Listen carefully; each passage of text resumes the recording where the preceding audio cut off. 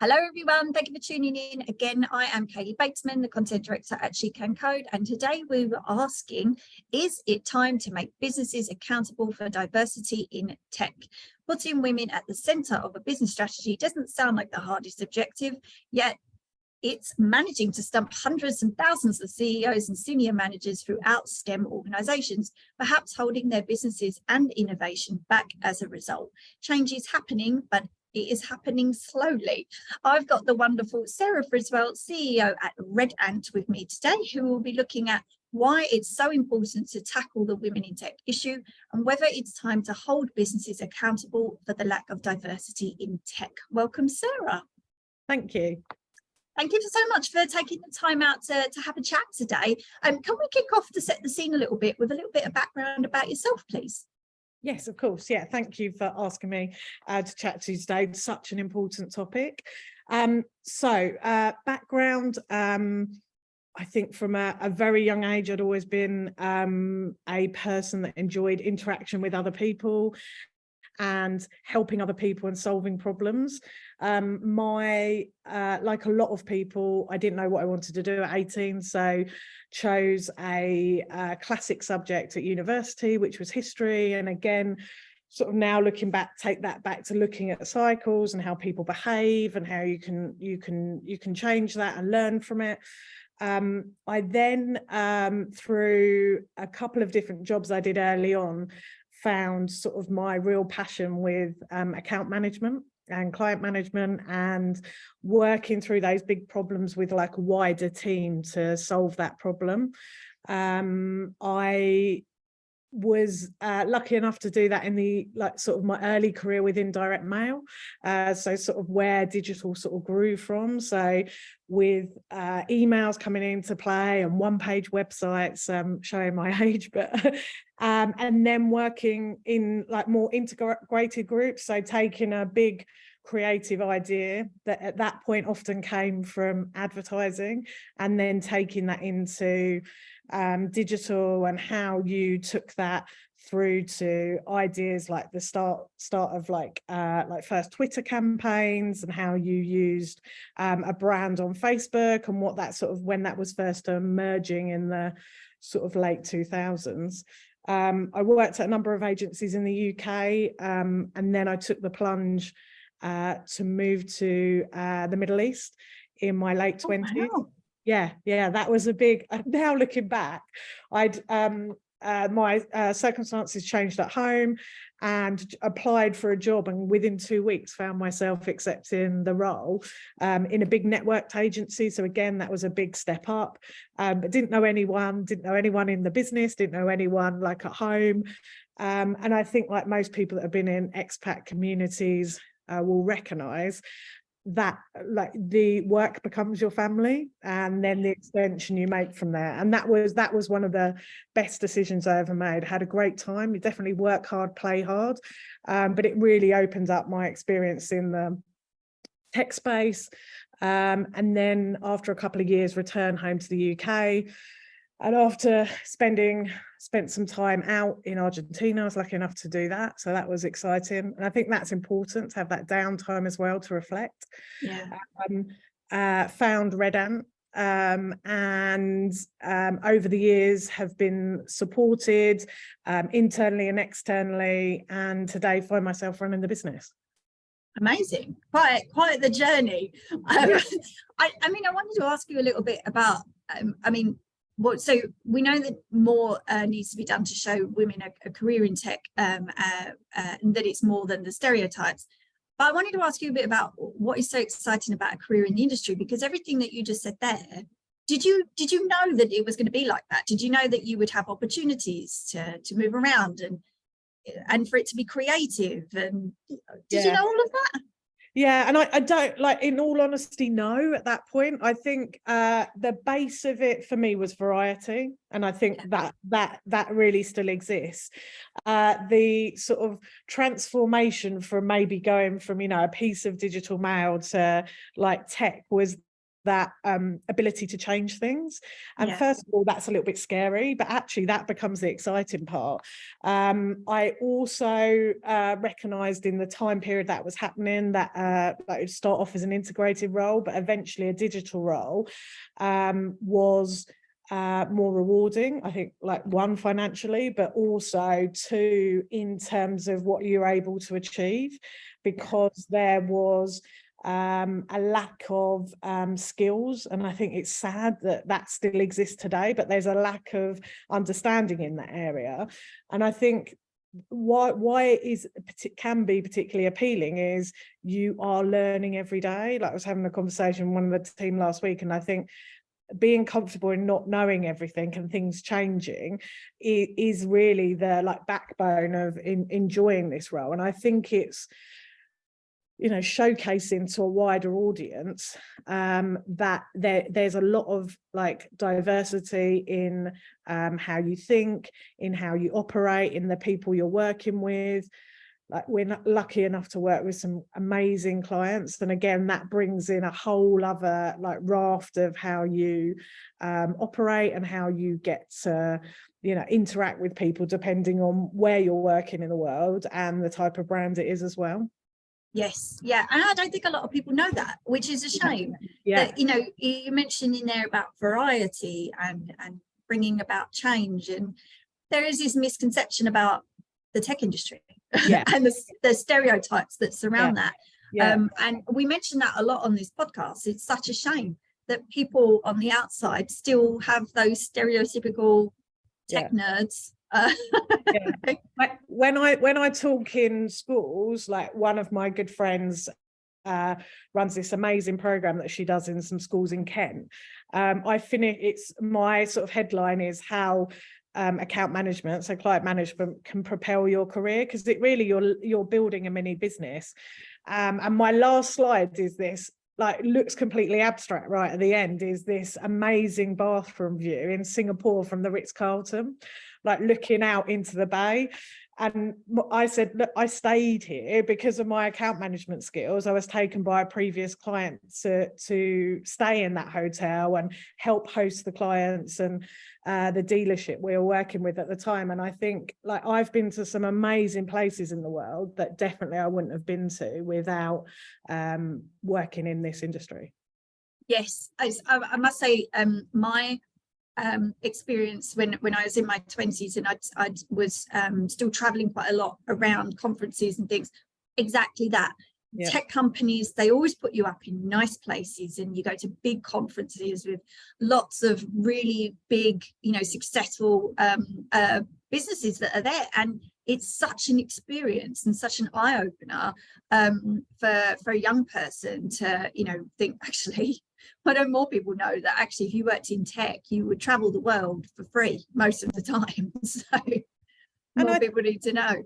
Yeah, and I think on a just as your like growth as just as a person, like the experience so many other cultures that you might not experience, like even in London, okay, it's diverse, but just living and breathing in like a melting pot like the UAE, you know, I'd spent, like I said, I'd spent a lot of time studying history, but even being immersed in how those cultures work together, and even watching the buying habits of certain, you know, nationalities, because what they'd been through in their home country, like it's so like interesting, like, again, because I love people and how that behaviors and tech and how that works together, it really is it's hard to describe, I think, unless you're living through that. Yes, yeah. And why do you think it's so important to get more women and diversity in the tech industry? I think diversity and women is a big part of that, is important because, especially for what we do, so we design products that are used in store. And if you only have a certain type of people, it's like one size, like nothing is one size fits all. You're not benefiting from that diversity of thought. It's like doing something in a cupboard on your own. So I think in your workplace, you really have to reflect the, the consumer or the user, if it's a business case that is outside in the world. I also try not to work in stereotypes, but I think there is a emotional intelligence that can come with that diversity, or just thinking outside the box and thinking about, and even the basis when you're working with tech, like about edge cases, if you've all been to, like we always say, we don't hire in that cookie cutter approach. Like you hear in some companies, well, you have to have been to Oxbridge and you need to have studied X. Well, all that means is you have lots of people thinking the same, because they probably all studied in the same place. But actually the world is very different now, and I think diversity of thought, and there's lots of studies around this, isn't there, like diversity of thought is, and having that from making sure you gel as a team is crucial. Yes, and to reflect your customer base as well. I mean, most of the time companies were to look at their customer base and think, does my team actually reflect what these people want and what they need? Probably not. So how can you, as you said, have that emotional intelligence where you work as a team to create something that your customer base really needs and will keep coming back and purchasing? You would think it would be a no-brainer to try and match your customer base, but a lot of companies get that wrong. yeah And even like you can do your QA, for instance, in a closed group of people that have been working on this project for ages, and opening that out to like the store associates that are using it, or like we do a lot of work in the beauty vertical, like going out to the counters and making sure like it's intuitive to them. It might be intuitive to you because you're on your phone like 10 hours a day, but to the store associates, like how do you make sure that what you've designed makes sense without, yes, there's training, but makes sense, is making their job easier? Because at the end of the day, it needs to be a tool that helps them sell more, rather than I've got to use. And again, it gets a wider banner of the use of technology. It's just something that you think, put that down, it's not important. And technology in any capacity should be an enhancer rather than a problematic issue. Yes, exactly. Yes, and to get more diversity in tech, obviously, one of those ways to solve that is to encourage more girls from a younger age as well to consider careers in that area. But girls are often overlooking STEM subjects, or they're being overlooked when it comes to studying STEM subjects. So how can we encourage more girls to let them know that these subjects could be for them? Yeah. So I think a core part of it is to be really clear that it's more than just code. Code's really important, and I think there's been so much done around like encouraging girls to code, and there's so many great grassroots. But actually in the tech space, there's all these other roles that are technical as well that sit around that. So like I think it's being really clear that what are the opportunities you have there, how, if you're not particularly technical, but you like problem solving and you understand that a diagram can do that, how do you bring that on? I think representation is key. I think schools have a responsibility to ensure that they're bringing in speakers or stories of people that have been, and I don't think it's like Karen Brady level success, but I think it's like your average female CEO that exists in the UK. How do you? It's quite hard to relate to a Karen Brady as well, isn't it? Like you just shoot yourself in the foot, even if you could secure her. And I think just going in and talking quite openly that it's not, it doesn't mean you have to have been coding in your bedroom since you were 5, and that like we were saying about traveling the world, there are the more client facing supporting roles, like business-based roles that can do that. And I think the main issue at the moment is there's not enough understanding. Like most people could probably explain to you a structure within, I don't know, a supermarket, for instance, and they'd say, you know, you work on the shop floor and then you might be a supervisor, then you're store manager, and then, but I think within the tech space, because it's evolving a lot, there's not a common understanding, probably from parents as well. Like the average person, it's still a bit mythical and black magic, and how do we do that? I mean, one of my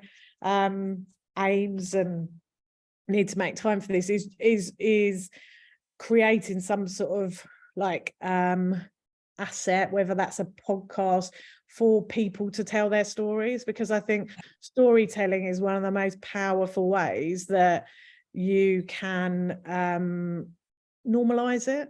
Like we've got an ex-client who I keep in contact with, who's done amazingly well, and her story is really simple. Like she came to London from the north with £100 in her pocket. So and I think that for, if you're in school, that makes it like achievable for you. Whereas if they were to see her now, they'd be like, oh, how do you get to that? And I think that progression from being at school or university to the outcome, and yes, it takes 20 odd years, but I think like the stepping stones of that are really vital. Yes, definitely. And we've spoken about that on here in terms of role models as well, and making sure that within a company you have role models at all levels of the company, because like you said, it is really hard to relate to somebody that's very successful. We all want to aim to that. But if you're a graduate and you're thinking, I can't really aspire to be the CEO, you need to see somebody that's at least in middle management, and you need to see that, that's a successful female leader.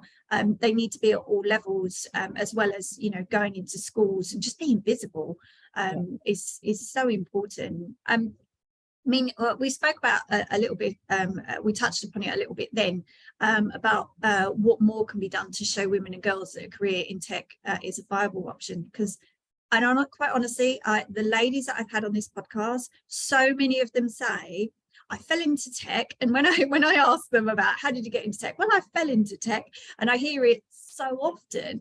And I think that is definitely one of the things that needs to be done, isn't it? Just making sure that women who work in tech are more visible, and realise as well that they have a really good story to share. A lot don't realise they have a good story to share. Yeah.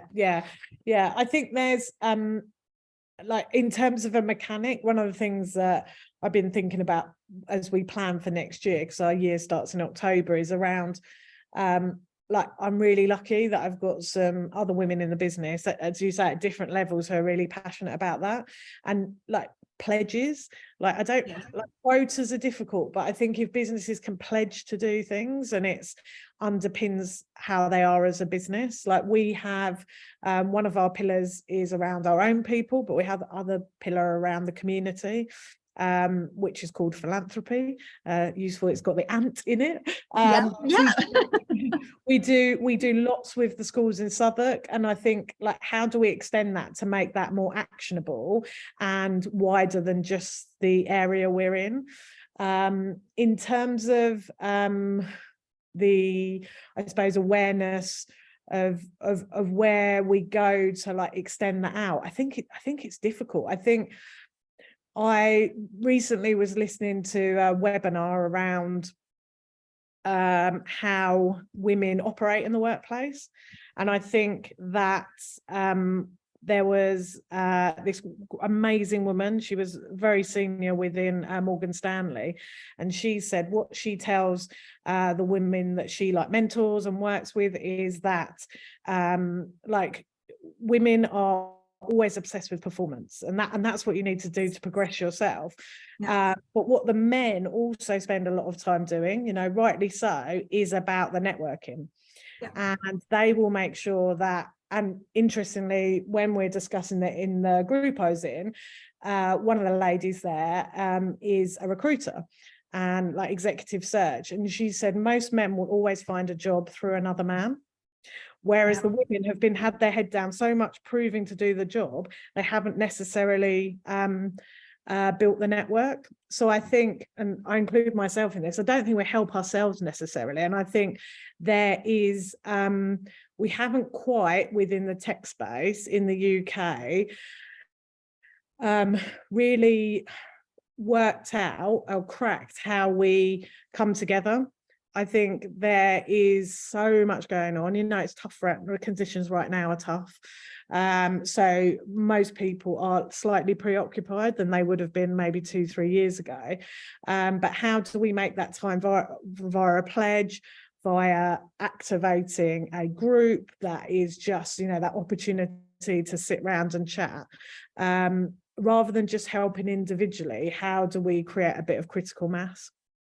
Yes, I love that. It's so important just to be mindful of those things, and again with the next generation that are coming in as well, to the workforce. Obviously, do you think that diversity is going to become more of a priority as things move on, or take a back seat? Yeah, no, I do think I think that we have to be more mindful, because I think in the size of business we don't have to worry about that too much. But in bigger businesses, obviously there's priorities and things like that can naturally slip off the agenda. And I think it's our responsibility to make sure it doesn't. I love that you said pledge as well before, because you're absolutely right. Even that tweak in language can really change your mindset. And when you set targets for a company, they're going to fall short 9 times out of 10. But when you set pledges, and as you said, they underpin everything, then change really starts to happen. Sometimes that's just a small tweak in language. Yeah, I think also the other reason that it's not going to, and this is really refreshing, is that the new people coming into the industry that's a prerequisite. Like, often when we're interviewing, there is questions or comments around the philanthropy group and what we're doing within the community, what is important around values.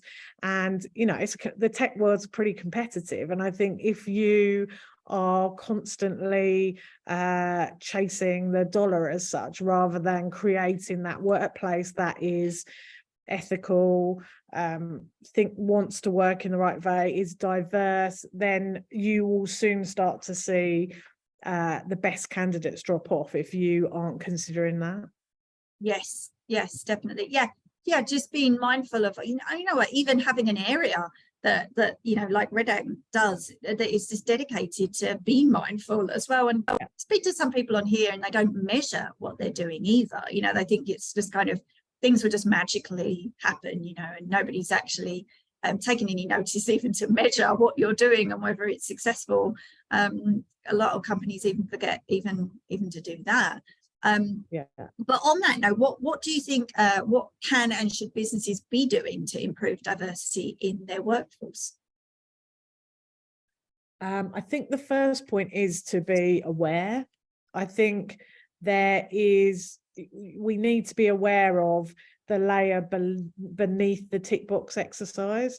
I think we as women are responsible for making sure that, like, a lot of the help, most of the help actually I had was from other men, and I think that should change. I think as women we need to be making sure we're bringing the next layer of women up with us as such.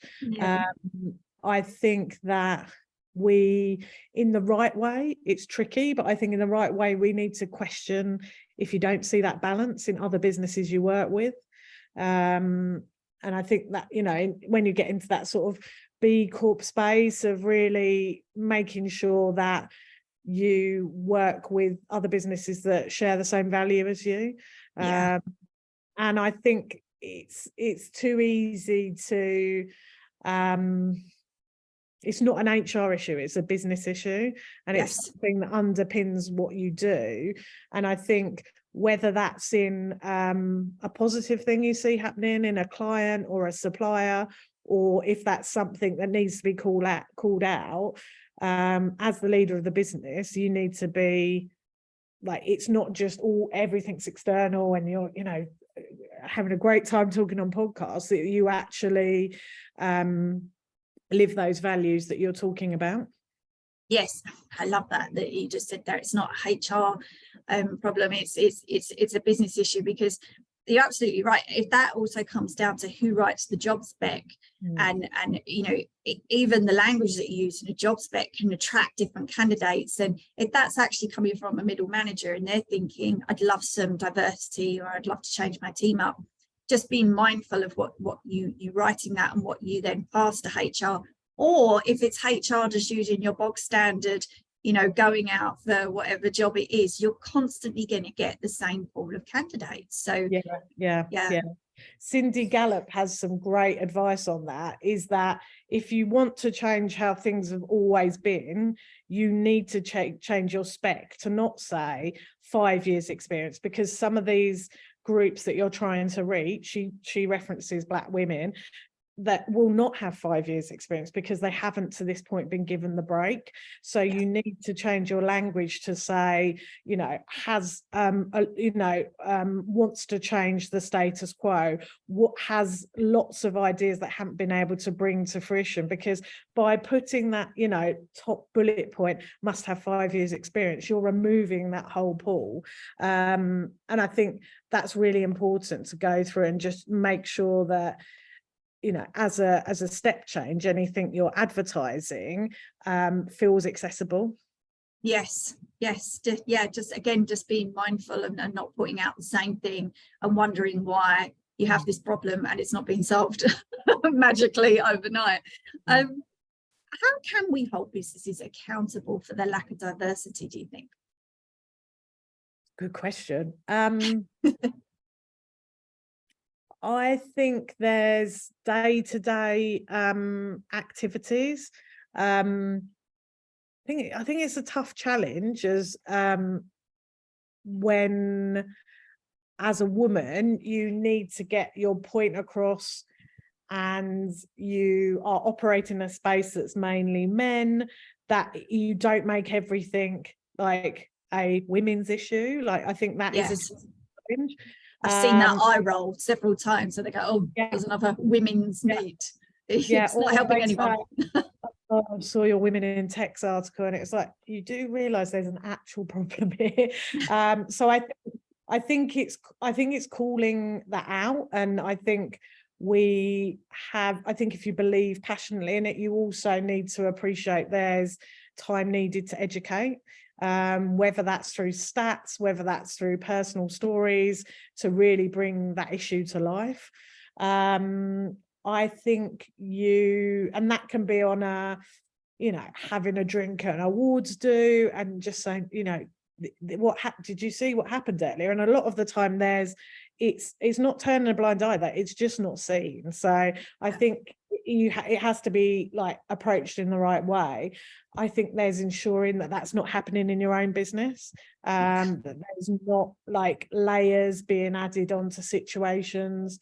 I think it's supporting women at like important stages, so in terms of whether that's through when they come to be new mums, whether like later in life, whether they need a bit more support when they're going through life changes.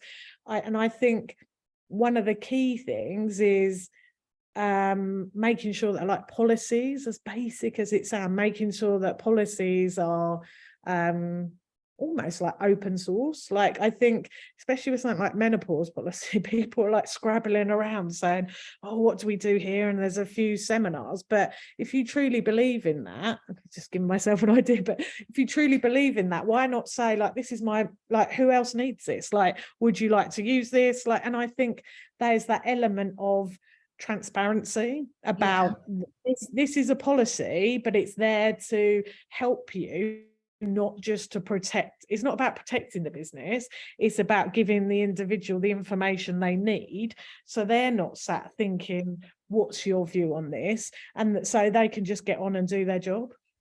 Yeah, and I agree, because I think even before you get in a business, a lot of the younger generation, they ask those questions now as well. They want to be in a more diverse workforce, and they want a culture that feels diverse and everybody's welcome. So, you know, if you're not creating that as a business, as you said, you know, you said about making sure that those things don't happen in your own business that you're working in. Also, because the people that you're going to attract in, that makes such a difference. They're going to be asking those questions, and you can't answer them because you have seen problems and you haven't, you know, tried to make a difference yourself, and think, oh, I'm always going to be in this culture. You know, we're never going to attract the right candidates. Yeah, and I think because we're 70% women, it's not unusual sometimes that in an interviewing panel, it will all be women. And sometimes, especially when we're having to do everything virtual, we try and do like a split these days, so people at least, you know, see the culture they're going to be working in. Sometimes you visibly see people sort of lean back, and a lot of women say, oh, it's great to be interviewed by some women today. And I think it's not that it's bad to be interviewed by a man, but if probably they've been through 4 interviews and only seen men, it is quite a stark difference. Yes, and somebody on that panel that you can identify with makes such a difference to your interview. And we are almost out of time, but I wanted to ask you quick, do you have any advice for our listeners who are possibly thinking about a career in tech, in terms of, this is something you wish somebody had told you?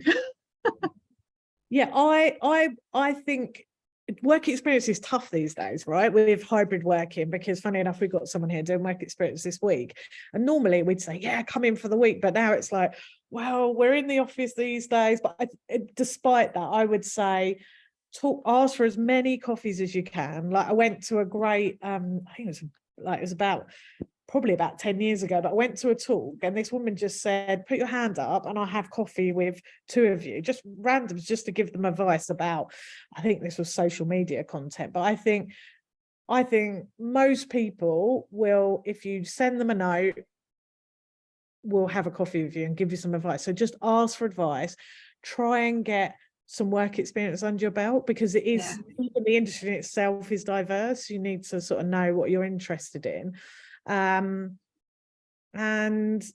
yeah, I think just absorb as much content as you can, like a podcast like this, just so you'll hear like a diverse group of people talking in different roles and different industries, and really understand, and try it out. I think the world has shifted in the fact that you don't have a job for life these days, and so if you take time interviewing. I think a mistake that I've always made, like I go for an interview and I fall in love with the job, but what I'm seeing is more regular now is like just to be a little bit more like, okay, I'm gonna go and speak to these people, family, friends, whoever it is, like use LinkedIn, like what can you understand? I think, you know, depending how much sway there is or interest from your school, like whether it's via your parents, like put some pressure on the schools to get people in to tell their stories.